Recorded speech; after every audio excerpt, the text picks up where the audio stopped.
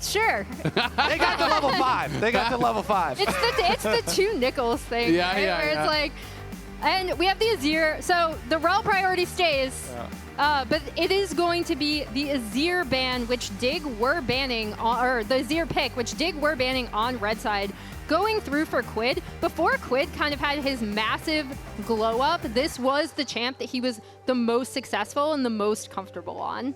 I kind of expect Dignitas to now go for a similar setup. You know, I feel like they're thinking at the moment with coaching staff and players is like, you know what? They're Amumu. As long as we draft good enough team fight, we just have to get to a point in the game where we will be able to play off of 100 Thieves' mistake and like get a Baron, and then our team fight is going to be too insane and we will win through that. So no surprise to see Amumu again because of the structure that it does bring to the front to back. It's just so interesting, though, because it's not really popping up very much anywhere else in the world. You know, Juhan's played it twice, Elioyo played it once, and then it's just only the LCS, and now we've got it 3 straight games. And it's been really good in solo queue for a while here, because I think what they're drawing from the power of Leandri's rush, and then that really opening up with the nerfs to actual AP jungles. Now, the tank junglers that just rush You're saying Leandri. Amumu is a fraud AP jungler? Well, Amumu is actually double because the tanks get to be AP junglers since they went the route of 2-for-1 combo. Yeah, they're nerfing the AP specific champs, so then you know, like Amumu and Udyr and all these Leandri's rushers get to fill that role, and so we still get the Senna here again for Dig. I do like your point as we see the Poppy removed against Licorice, most likely from 100 Thieves. I think I like this from Dig in terms of their strategy, right? And I will be super curious. Again, they have the Senna, they have scaling with Smolder. I think we might see a swap out of Dig for this 3rd game because they don't want to go into standard against 100 Thieves again. But waiting it out, picking stuff that has really strong scaling, and then being like, well, we've been besting them in team fights in a lot of these situations. We've looked a little bit more coordinated is not a bad way to go. I always think it's interesting when you get, you know, series-specific bans, right? Nocturne, not a super normal ban, but gets banned out because that was pretty effective earlier. We obviously have the Nasus banned out from before as well. Yone. And now the ban on the Ezreal, Yone as well, because that is also something that is pretty safe against these potential dives, but they're obviously trying to draft something that can lock down these enemy AD carries, try to force Zven into something that doesn't have a dash, you know, maybe set up for that bullet time a little bit easier. Yeah, and in a lot of these situations, I think when you're going for either dive setup or a way to get on the carries versus kite back from something like a Senna that can heal you from the Smolder, removing the Ezreal from that as well and the Ezreal poke damage, which we've already seen, be kind of a problem when Dig were able to kite back in some of these fights earlier on in the series. I like the Jax target ban as well. It's interesting because Dignitas, with the Jax target ban from blue side, you're thinking, all right, so they're really trying to pin Sniper into the Renekton. Yep. And nail him down on that one. So does that mean that Licorice wants to take I wonder if they're really cooking different and tank, or is it still just going to be Ksante Renekton? Okay, never mind. It's Ksante Renekton. I guess he just liked that matchup. I will say, I did feel like he was getting the edge in a lot of those 1v1s where Sniper's team would come in and kind of push him back. It started feeling like he was getting ahead. But I am really excited to see River on the J4. When he first came into the league, there was so much talk about how annoying it was to play against this guy on his Jarvan. He found so many good angles, and we get the Olaf here coming through. So Sniper, it's another aggressive pick here that has been gaining some steam. If you're a T1 fan, you saw the pentakill the other day. Olaf definitely can run you over when you're CC reliant, and I think in particular when the team's really looking towards something like the Amumu ult, well, he doesn't really care. He just pops ulti and runs straight in the back line. No, it's perfect for him. He gets to run over a Ksante. He can run over an Amumu. This is actually a really good Olaf angle. I like it. Sniper, you remember back to the regular season, and he had the single game where he got the 2v1 double kill? Yeah. Yep. He almost had a 2v1 double kill in this series with the Renekton on the bot lane when they swapped back. So we'll be looking for that one. It's interesting, too, that 100 Thieves, again, have gone with 2 setup tools for the Misfortune. The Jarvan, so beneficial for these ganking junglers when you have options. River is really good at using mind games, enemy vision against them, and when you can threaten for Olaf, who the enemy team knows, oh, we cannot let this Olaf get fed. He can run over our team comp. But you also have a bottom lane that has been absolutely punishing Zven and Eyla there with Eyla back on the Rell with the setup here for the Misfortune. It's like River can threaten bottom lane. River can threaten to really get the Olaf super far ahead and slingshot into the mid game. Does feel very dangerous for Dignitas. All right, well, we've got Jat standing by with Treats to talk about the draft. Thanks, Treats. Game 1, probably as planned. Game 2, not as much. What was the discussion about to make Game 3 better? I think in general, just slow down the game. I think last game was really fast and we kind of just got stuck into bad fights. So this game with this draft, I think just make it a bit easier for us to fight and make it a bit harder for them in general. And I think it's a recipe for success. What are some of the biggest concerns about making it through the early game then? I mean, I think in general, the way we played lane phase was very aggressive when they have a very good early game comp. So I think we just kind of overplayed our hands a bit. And I think also they just also played well around the Yone pick. So we just banned this game and see what happens. Any additional thoughts on the Jensen Smolder getting revenge for the last series, or what goes into that?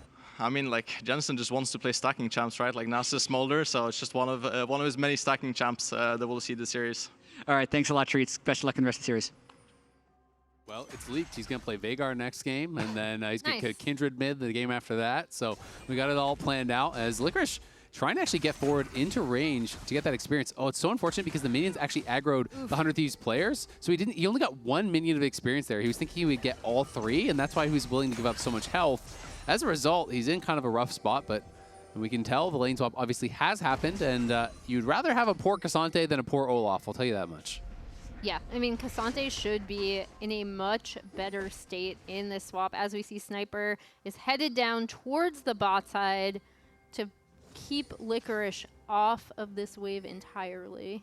Yep, they had a good defensive ward there for Dig behind the red buff. Saw Sniper headed down, so Licorice knowing I've already gave up like 400 health almost in those early attempts to soak experience. He backs off, and it is just going to be the turret plates taken with nobody on the top side, and Licorice trying to watch and say, hey, can I sneak into experience range for a minion or 2? And he's got that tiny, tiny little experience lead of, I believe, like 1 extra melee minion he was able to get in range of.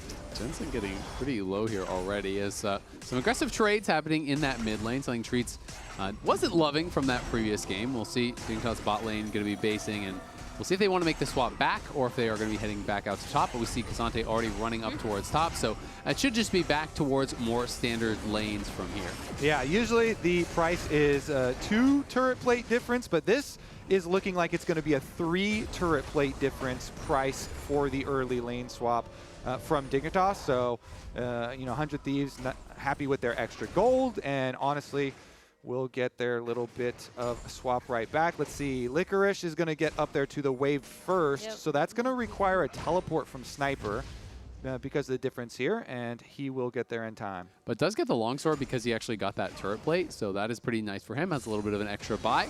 Something we also want to talk about is Tomo obviously has done a lot for this team, but also he is out for revenge, trying to take down Dig. The 3-0 wasn't enough. This was his quote after the last Photoshop. series, man. Like they stomped him, and he was feeling really good about it. Also, was very, very effective in that series.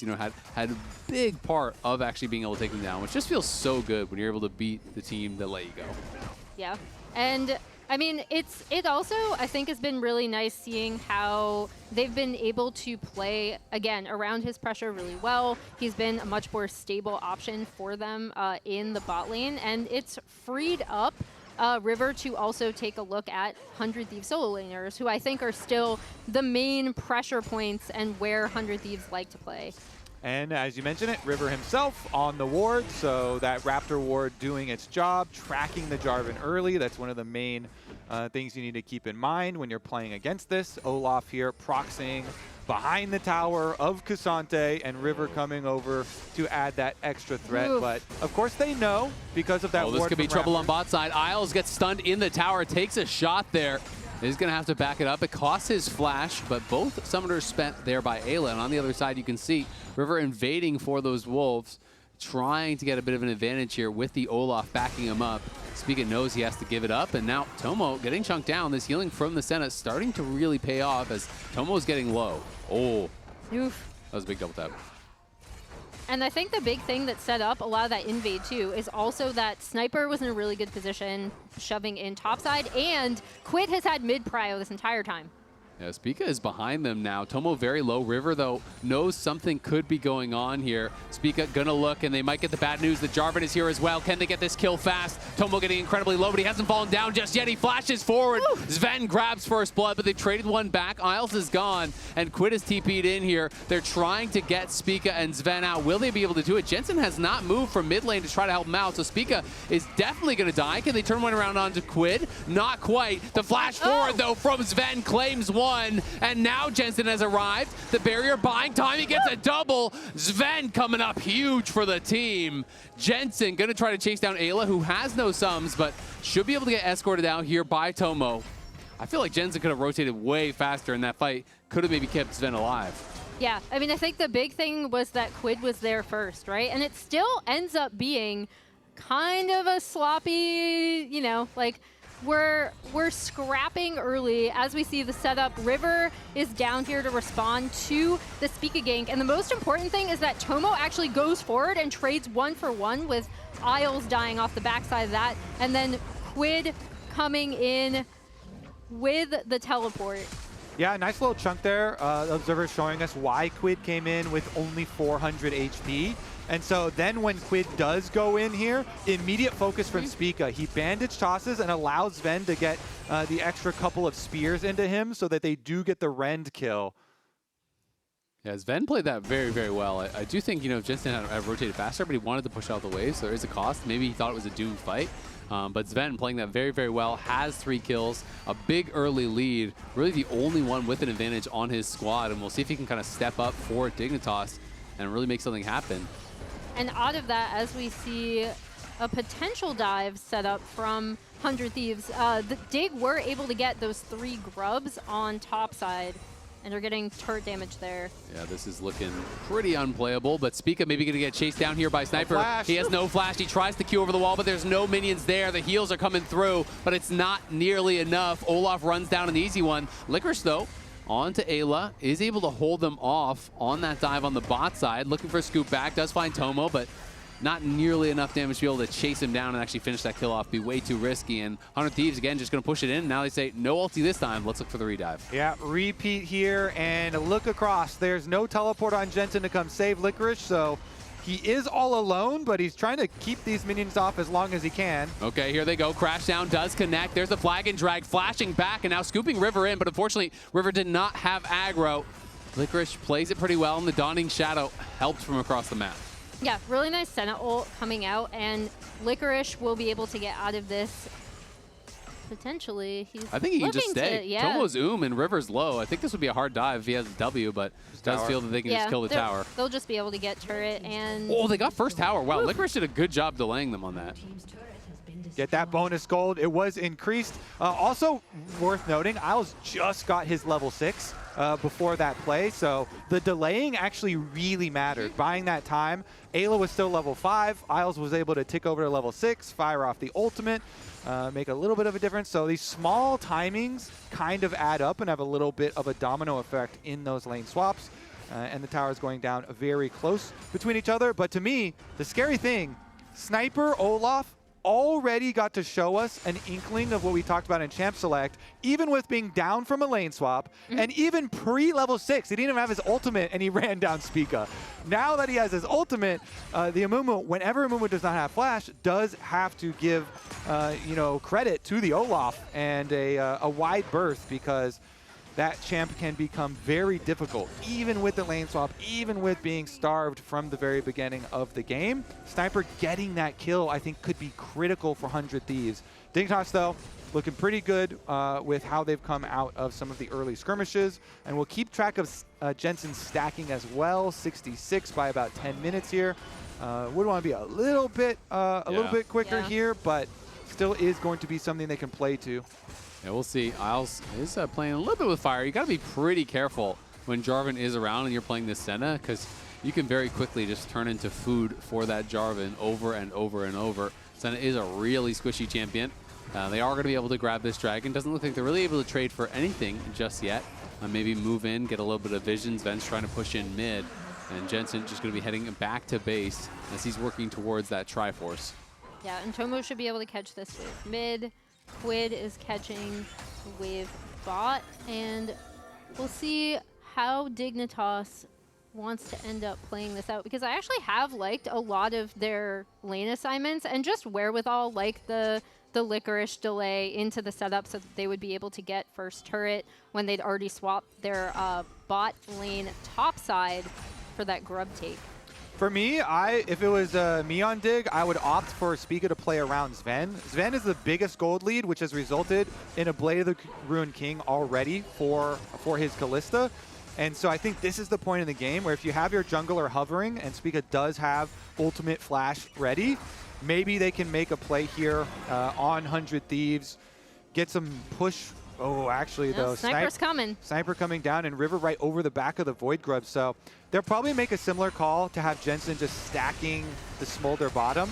Dignitas give up the early plays, as the coach was saying, and just have Jensen stack on the side lane, push it out again, and hope for later. I mean, it's not a great trade, but if your read is we outscale them, then not everything has to be a great trade, right? You can just kind of buy time, wait till you have those items.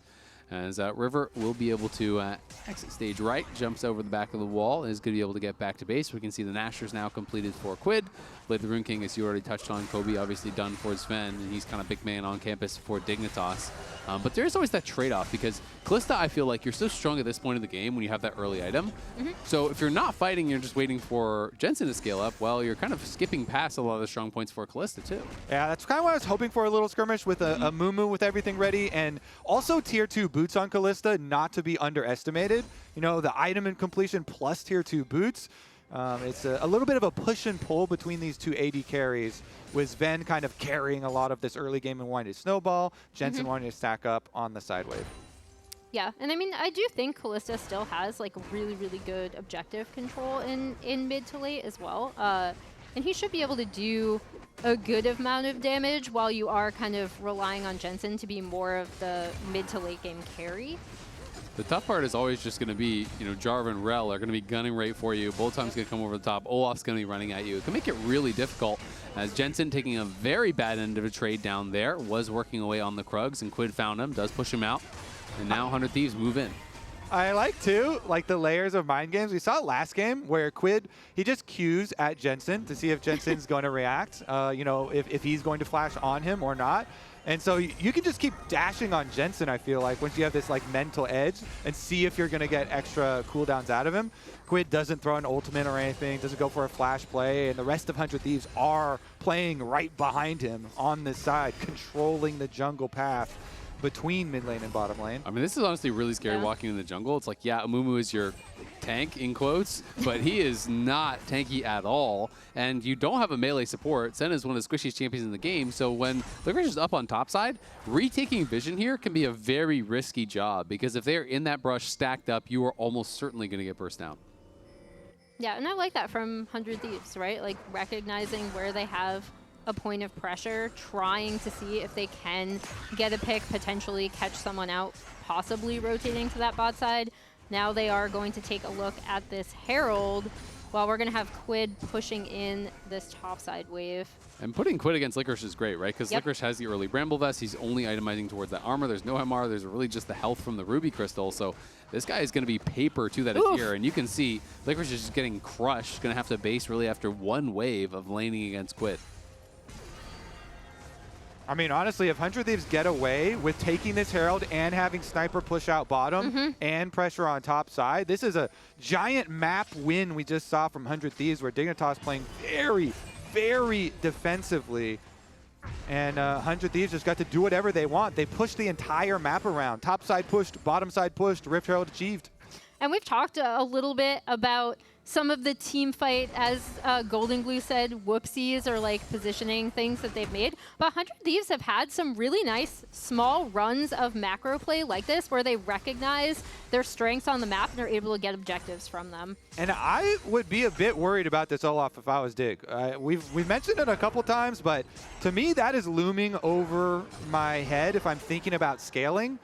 We'll see if Sniper gets to this point, but he's already got his Stride Breaker done. Once you get your Sterex, then you get really tanky. You can just charge forward with the multiple engage options. Gonna be charging forward, but is this the fight he wants? Bullet time comes in over the top. He can't quite finish off Isles. Isles flashed out to safety, and Tomo's gonna have to cleanse and run. Will one more bandage toss come through? No, it is just gonna be the one kill onto Sniper as he committed the TP, the ulti, the ghost. Eyla behind him. River's coming in here as well. Do they actually look for the play? The Pathmaker coming out there from Licorice as he was anticipating an engage. Tomo healed up now enough with that BT that he can walk in and they'll be able to clear it out. And they are able to get onto Sniper, but 100 Thieves are going to drop this Herald mid, and they were able to get topside turret off of this as well. And they got Isles heal and flash out of that play. They're looking. Spica tries to flash out, but he just gets pulled back in. Mom roars to life. As you can see, that all out comes through from Licorice, and Quid gonna go in, scoops him back, but Quid's in the middle of everyone. Jensen's gonna help to take him down. Eyla tried to bail him out, but now he might just die. Licorice goes over the wall to safety. It's Tomo pushing Jensen back with that BT, but Zven is here as well. Sniper arrives back from base, and he's going to be able to push them back. Very scrappy fight back and forth here. Yeah, 100 Thieves trying to do a really quick play there, but couldn't get back out. In trouble. That is risky stuff from him. Jensen wants to maybe try to push forward, can't quite do it. Jensen accelerating his stacks a lot right here, and he had the Trinity Force, so they were confident fighting. Pretty good burst damage, honestly, coming out of a couple of those. And then the numbers disadvantage. So even though I kind of like this look, you know, punishing the Amumu, and they actually got the Amumu flash too. Interrupted TP. So he was going to TP in, and yeah, he was just right on that ward. Really good recognition from Dignitas. The big thing though here is that they aren't able to get onto Tomo, right?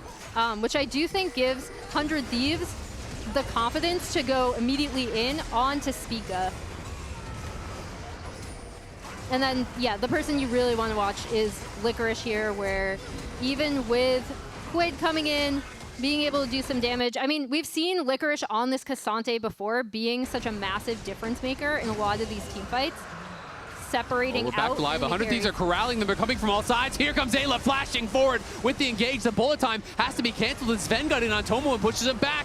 And the kills are coming in, but they're all coming in for Dignitas. It's a 3-for-0 and the Dragon. It's huge. Again, this Senna shields and heals over the top. The Olaf goes down, hasn't reached that break point. Can't run over the team. Dignitas are going to steamroll now. Back-to-back teamfight wins. They just got Dragon plus the tower here. Dignitas taking over in game 3, swinging it right back. Yep, and look at who is in a great position here. Smolder. Boots of Swiftness. Yeah. I like it for the extra move speed there to be able to have better positioning and not get slowed down by things like the Misfortune making ramp. But here's another look. As Sniper tried to go in with the cover fire of Misfortune, but the shield's really keeping Dignitas alive, and Isles survives the onslaught, not having all the members there, you know, and you saw the Azir around the back on the minimap. Yeah, the big thing for me is that Quid wasn't there, right? So they didn't have the Azir within range to really contribute to that team fight. It made it super easy for Dig to just turn onto 100 Thieves. He wasn't there, and it felt like the timing on the attack was a little bit off because Ayla's wrapping around, Sniper was in early, and Eyla didn't even have his ult, so he tries to Q flash in, but at that point, Sniper was at 10-20% health. Very, very rushed. Wonder about the comms listening on that one as well, because you don't get those back. If you give that amount of money to Dignitas here, you already mentioned it, but Jensen now really accelerating, and as well as Zven already was the richest one on the map. Guess what? It has not changed. He is still extremely rich with the extra item completions coming in as well. Dignitas now, they're the ones that get to push the pace. I will say, though, despite the fact that Jensen has a lot of gold, he really didn't get to trade a lot of stacks on Quid at all in the early laning phase, and they were avoiding most early skirmishes, so his stacks are really slow, actually, at this point in the game. So it is a little bit of a problem. He's at 173, but we're at 20 minutes, right? Like, you know, in a fast game, you could be done by now. We'll see, you know, when he's going to actually be able to complete it, as he's been mostly playing towards those side lanes. So, you know, the true damage burn is not going to be hurting as much as you would hope. I still say the... Oh, they're going to go forward. There's the Curse of the Sad Mummy, but the bullet time coming out over the top to try to cover. It's not going to find enough. Another bandage toss forward there from Spica as Licorice arrives, and he goes all out onto Eyla. The Magnet Storm's going to do nothing. They get the kills. Licorice and Spica running. Quid and Sniper have arrived. The root is there, and it is going to force the Ragnarok. So now there's no chance really at a contest. Yep, after the last fight, Dig had taken over Vision leading into the river. So really nice stuff here from Spica, sitting on that control ward, waiting for someone to come by so he can lay their trap, snap it shut, and now they're rewarded with another objective. Dignitas showing you how to snowball. Yeah, and this is kind of the perfect spot that they want to be in with the composition, with the Smolder, even with the Smolder not stacking necessarily like where we would want it to be. As we see this again, Spica immediately gonna go in as soon as he realizes that they can burn down River. And I think another unsung hero in a lot of these fights has turned out to be the Senna, right? Because we talked about the healing power that she gives to the team, so even when members get low, like Licorice, like Spica, they're completely fine. Soraka with a gun. True. Spica also spam pinged Senna after that last one. Maximum pings used on Isles. He's got the 2 items. The Moonstone's done with the Echoes Yeah. of Eyla, working towards that 3rd Enchanter item. And that's where the healing can really start ramping up. You're getting more shielding power from each one of these items. You're getting more AP that's also amping it up even further. Can definitely be frustrating. It's one of those champions where you've got to be on point with your engage. You can see the Mortal Reminder was grabbed by Tomo, which I do think is intelligent in this situation. As Spica going to go for a ride there, follows River through with the bandage toss, but will be disengaging. With the Baron, I think they should be able to get multiple points of pressure here to be effective. Pretty easy for Licorice and Zven to finish up on bottom tower, but they get engaged mid. Yeah, they're going in. There's the Curse of the Sad Mummy coming through. River's down already. They're engaging onto Eyla. Eyla's going to try to turn this around on Jensen. Jensen getting incredibly low, but the Senna healing is just too much. Sniper going in. Nice sidestep, and he flaps the safety. Insult to injury. They can't get him. Quid did take down the tier 2 top, though, and was pushing on that inhibitor tower. I'm going to look for more Senna spam ping. Yeah. I mean, the summoner heal plus the Qs from Isles here. Jensen is just standing there in front of them. Sniper ghosts at him to try and go take him down, but you can see how difficult it is. And then during that exchange, wasn't just the combat and the kills, 2 towers taken. So this gold lead absolutely ballooning out of control. Yeah, Digger in such a good spot. And another thing was obviously Quid, right? Pushing down onto potentially getting the inhib. You could see why 100 Thieves might have wanted to posture and really delay anyone being able to respond to that. As we see River going immediately on to Jensen, even with all this damage, like just watch Isles. He's just sitting there. He's just gonna heal him back up. Again, even when Eyla hits. Okay, it was kind of close though. It was pretty close. I'd be curious to see how much health did he escape with. Yeah, Look at how much he heals back up off that. Wow, it was so easy, not even close, not for a second there. Yeah. Jensen squeezing tight a little bit at the end. I mean, he did take the entire bullet time and live. And live. So definitely Then he Senna walked up strong. And then he walked up afterwards and he was like, oh yeah. I'll do it again. I can take the whole thing. You got another? Let's put this Senna to the test here. Okay, just about to hit 225 there. He finally does, just about 24 minutes in, but he is really strong, and now he's got those executes to boot. Going to be working towards the rapid fire, pretty much guaranteed, and that is actually completed, already, off the back of that last fight. And this is where Smolder gets so annoying to deal with. Every single time the rapid fire is up, you're getting Q'd that splashes through with the 125 stacks, puts true damage burn on everybody. And then the 4th item makes it even worse as most players go Leandries, and now your W poke starts to really be annoying too. So it becomes this very frustrating champion to deal with. Yeah, and now with the Senna heals that we've already talked about, with heal from Licorice and Spica available, it's going to be really difficult for 100 Thieves, in particular the Olaf that they're looking to dive the backline, to be able to get onto the Smolder. And actually impossible without his ult. Olaf with no ultimate here is not even a champion anymore versus this team, because then your advantage over Amumu is completely gone. So you have to play around that cooldown for Sniper. And I think it's just so tough because we're talking so much about Jensen. You got to kill the Smolder. You got to take him down. Well, Zven is up 3K, right? So that is a problem as well. If you're ignoring the Kalista, he is very, very strong at this point. Quid on the other side is the only person with a gold lead. Does have 3 items on the Azir and is going to have to do a lot of the heavy lifting. They're looking for Spica. They maybe have caught him out here. We'll see if they can take him down. He flashes back into the Baron pit, is able to get out. But a little bit of a scary moment, and Amumu without flash is much weaker of a team fighter. Yeah, but they did shove that bot side up into, and yeah, that turret's gone as well. Yeah, and if we look at... It's going to be really hard for 100 Thieves from this point. Certainly is. The Leandry is being completed by Jensen. Then you get your true damage burn, you get your Leandry's burn, you've got already the rapid fire range that you mentioned, so it becomes very easy for Dignitas to really poke at 100 Thieves frontline, and that frontline has no room to go into any fights with low health. They're looking, they found Eyla. Are they going to commit more? No. It's just the Rell. Yeah. Let's see as they move up, though. 40 seconds on the Baron. What they're fighting for right now is just vision. It gets really hard because you know Dignitas are going to set up their vision and start on that Baron. Look for turns with Spica. Critically, as you mentioned, with no flash, like the turn-off Baron is a little bit less scary.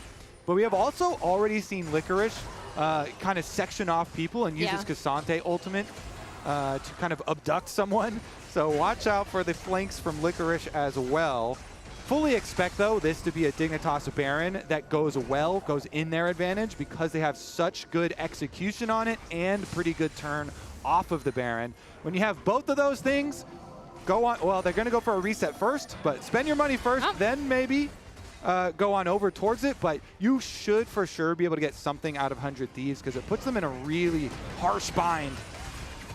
Yeah, they're just poking and prodding here and kind of pushing 100 Thieves back, and now Licorice looking like he might take a go of it, but Sniper is lurking behind this team, hasn't yet been spotted. But Dignitas smartly will move up towards the Baron instead of down towards that Dragon, where they have an inkling Sniper could be. Yep, and they should once again be able to clear out this ward. Jensen actually did push that wave up in top side as well, so they have really good setup to essentially force 100 Thieves into making a mistake. Yeah, Sniper really wants to find this angle. He's been down on this bottom side for such a long time, but even experience-wise, he's not really that threatening. He's 2 levels down on the Kalista, and that is a pretty terrible spot to be in. Olaf from behind really does not have a lot of value here. You know, Sniper just waiting and waiting and waiting on this flank, hoping that he'll find his moment. 100 Thieves know that they're going to need one of those miracle fights where you find that perfect engage from Eyla. You find everything hitting all at that right time, and this might be the go button right here, right now, as they are coming in from multiple sides, and he's behind Zven, and he might be time for that surprise, but Eyla is getting so low that I think it might just push them off of even going for any sort of a fight. He's just constantly getting poked out by Jensen. That Smolder poke is no joke, and Dignitas, they'll get Dragon number 3 here with the Ren. Can 100 Thieves find anything during the split time? It doesn't look like it. I think the best hope would be to clear out that control ward on Baron, because with that thing standing, there's no hope of you like getting a face check for Dig. Oh, here we go. Dignitas gonna go in, curse the stab mummy on 2, Dawning Shadow over the top, and the fight is already over. 100 Thieves are running, but Dignitas is hungry, and they're looking to hunt him down. Sniper charging in the middle, but just gives another kill over to Dignitas. It's pings in the base, the minions are already there, and Dignitas wants to close this one out. Really nice setup from Dig. Again, Sniper was waiting so long for that flank. That's a lot of experience and kind of minion catching that he just wasn't getting. And again, forcing 100 Thieves into making a tough choice of, we need to go for a fight now because otherwise the game's going to be over anyway. Really, really good punishes throughout this game by Dignitas. Stopping that teleport, getting that kill onto Sniper, the lane swap where they started out getting Sniper behind early on too, really attacking the economy of an Olaf so he doesn't get to his breakpoint and can never now get through all of the defenses of Dig with the Senna on top of the front line here. It becomes so easy for Dig. 2 inhibitors down, both mid and bottom. That is a super duper easy recipe for once again going up and starting on the map. Here's another look at it. They had to control it on Baron, so they know easy, just run straight at them with your front line, and the Senna, even Jensen flashing forward. He's like, great, We've already won basically the whole game here. We're back to live at 100 Thieves. Say it's time to flip. They do have Azir. It's getting low, but Licorice is in here. They got to finish, and then they got to get out. They have finished it, but can they escape now? As Licorice has caught Eyla on the side. Zven has arrived as well. River's going to jump in, but just to try to run away. Spica in the midst of everyone on the other side. Jensen's going to be knocking down Sniper. He'll be the first to fall. River has got nowhere to go, and you have to think the Jarvan's going to be going down next. Can they get even more, though, is the main question. And it looks like 100 Thieves will get 3 members out, but can they hold the line here as 2 inhibitors are already down and they're down 2 men? Yeah, I mean, it's still going to be super tough. I don't mind the 100 Thieves Baron take, right? Like, they're in a really rough spot in this game. You have an Azir. You should be able to chew through this pretty quickly, but we're at a point where Dig are going to be able to push for the end off this because no one can get onto their carries, and any fight is already so one-sided in their favor. And there's 0 flashes available, 400 Thieves here. It's 3 members trying to clear it out. The bullet time comes in, and there's the Curse of the Sad Mummy locking up Quid, and they're going to be able to get that kill already. Tomo getting chugged down by Jensen. But Sniper's back, and Dignitas aren't sure if they want to go for it or not just yet. Licorice pretty low, but they're getting healed up now by Isles. Hex Flash threatening there from Eyla, not going to be enough. But without Quid, they just don't have the gold. Ayla's trying to run. He will be able to get back to the fountain, but the minions are stacking up, and Zven is pushing forward. River jumps in, but he's taking so much damage from Jensen on the side. The last turret has fallen. Ayla goes forward. It's the last-ditch effort here for 100 Thieves, but they don't have the juice. They can't get through Dignitas. Kill after kill go to Dig, and they take it slow, they take it steady, and then they erupt to life and take game number 2. Jensen ending 10-0-8 on this Smolder. I think the lane swap was really good for them, even with them not coming out like super far ahead, right? Like they kept the Olaf down. 100 Thieves were not able to get the standard lanes they wanted. Really nice stuff out of Dig. Treats gave away the game plan, though. When Jensen has a stacking champion, they win. When he does not, they lose. Well, game number 3 is done. Dignitas got their second game. They are now 2-1 ahead. And in case you missed it, you can now subscribe to the LCS Twitch channel. Paid and gifted subs will unlock an in-game emote, and all subs unlock your typical Twitch features, like badges and emotes, plus